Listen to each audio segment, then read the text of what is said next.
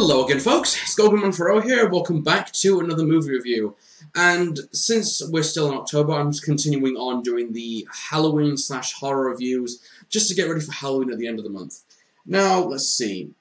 Every generation of moviegoers has their ideal horror film. That perfect film to watch just to get you in rapture with terror and fear, but at the same time really imply a lot of thought into what's going on when you're watching the film.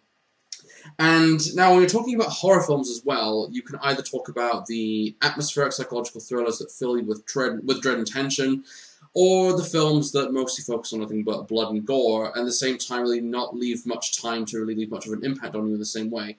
But this film that we're looking at today really doesn't have much of that. It has a great deal of suspense and tension, and it relies heavily on atmosphere. And it's a film that in so many ways has defined what horror really is. And it's one of those films that has, for so many years, been quite an iconic film, not only because of the atmosphere, not only because of the way that it was made, but because of the incredible use of practical effects used in this film. Today we're going to be talking a little bit about John Carpenter's The Thing. And what can I really say about this film that hasn't already been said by so many people that have seen this film over the years? It's an iconic film that has, like I said before, made horror what it is today and has defined horror for what it really is. But in case you don't already know, let's talk a little bit about the backstory of John Carpenter's The Thing, or as it's known as, The Thing from Another World. The Thing is in fact a remake of the 1951 classic The Thing from Another World, which was based off of the science fiction novel Who Goes There, written by John W. Campbell Jr. in 1938. But in a lot of ways, Carpenter's interpretation is much more faithful to Campbell's story, which inspired the 1951 classic, and not to remake the film openly or change the plot in some way to make it different from the novel. The plot of this film is actually quite simple, in that it revolves around the members of an American scientific research outpost in the frozen wastelands of Antarctica, who, after seeing some Norwegians pursuing and shooting a dog, the helicopter explodes, leaving no real explanation as to why they were chasing the dog.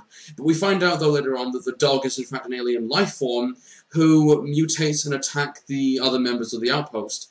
And we also find out as well that the alien can imitate a life form perfectly and copy the looks and DNA of whatever it comes into contact with. So meaning anyone, pretty much anyone or anything can easily become or can be the Thing.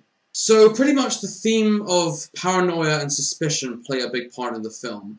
And by the time the Thing quietly lurks around the base, almost everyone begins to trust one another, assuming that anyone isn't who they say they are. Whilst that's going on, we get to know a couple of the characters in the film, such as the helicopter pilot R.J. McCready, played by Kurt Russell, and characters like Dr. Blair, played by Wilford Brimley, and as well as the other cast involved. What was always good about these characters in this film were that they were each defined by the way you saw them, such as McCready, who was a lone wolf who liked to take chances, Clark, who had a bit of an animal kinship and really loved dogs, Gary, who had the complex of being a leader, and Childs, who was an asshole, and many other characters that you knew just by how they played off one another. And whilst most of them were not exactly 100% likable characters, well, were not likable characters 100%, you didn't want to see a great majority of these characters die because they played an important role in the story that wasn't insulting in any way at all. Another example of what makes this film influential is the way that it was made. John Carpenter managed to play around with the atmosphere really carefully, as he always does with a lot of his films, and not draw too much attention to the monster. And while the monster was indeed horrifying and scary, the main focus of this film was the idea of being stalked and being paranoid throughout this film, which is what kept the film going most of the time. Another was the lethal cold weather that occurs in this film, being set in the Antarctica. Freezing below temperature play another big part in the film, which also shows the idea of being stranded in a remote area where no one can reach you, and having to find a way of surviving with the harsh weather attacking you from both sides. But with the atmosphere playing an important part in the film, let's talk about the practical effects, which play an important element in this film as well, which make this film quite iconic in so many ways. The practical special effects in this film are what made The Thing so well known. Back in the 1980s, horror and science fiction films had an expensive amount of practical effects used to make the characters they were using more real and believable. A lot of the practical effects in this film were designed and created by Rob Bottin, who, with the exception of the creature dog, which was created by Stan Winston, Bottin, of course, is known for his work in films like RoboCop, Legend, and Total Recall. So many of the creatures were weird, and a great deal of creativity was added to the way that most of them looked, and it's interesting to see how much time and energy was gone into making most of these creatures. It's really amazing. What I found interesting about the film, though, was despite the film having an interesting plot and incredible special effects, the film really didn't do too well at the box office when it was released.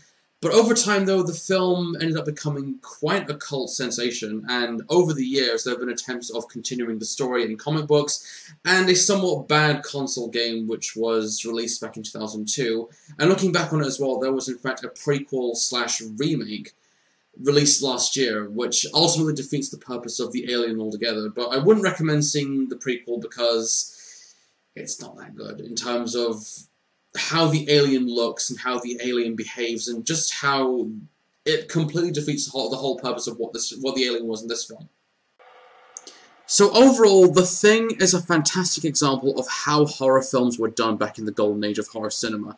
The atmosphere was brilliantly handled, the effects are spectacular and hold up well to this day, the cast was well assembled, and the score by Ennio Morricone really added so much to the dark tones of what this film accomplished when it came to the atmosphere and paranoia which drove the film forward. So what else is it that I can say about this film that hasn't already been said? This film, for the time, was incredibly well written. It's very intelligent. The practical effects, again, I will say, are spectacular, that you don't see that much anymore. And it just really goes to show John Carpenter's skills as a director, in that John Carpenter knows how to make a good horror film. And this really does show for it as well. And if you haven't seen this film, I would highly recommend watching it. This is a fantastic example of how horror films were made. And with John Carpenter as well, you can't go wrong. So anyway, this has been my review of John Carpenter's The Thing, and I'm Skullgrim140. Still counting down till Halloween, everybody, so I'll see you all soon. Take care.